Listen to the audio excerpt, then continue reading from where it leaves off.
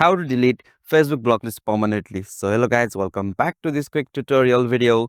Today I will show you that how you can delete Facebook block list permanently on your Facebook account. So let's get started. So at first you will have to firstly open the Facebook account on your Facebook whom you want to delete Facebook block list. So after opening the Facebook, from here you will have to go with the options 3 line which will appear on the top right corner of the screen. So simply tap on it, and from here you will have to scroll down and go with the options setting and privacy.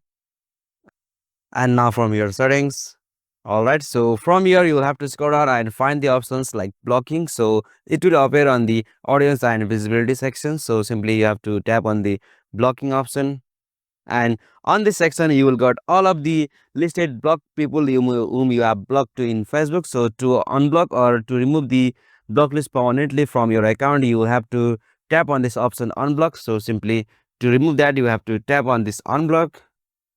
Okay, unlock.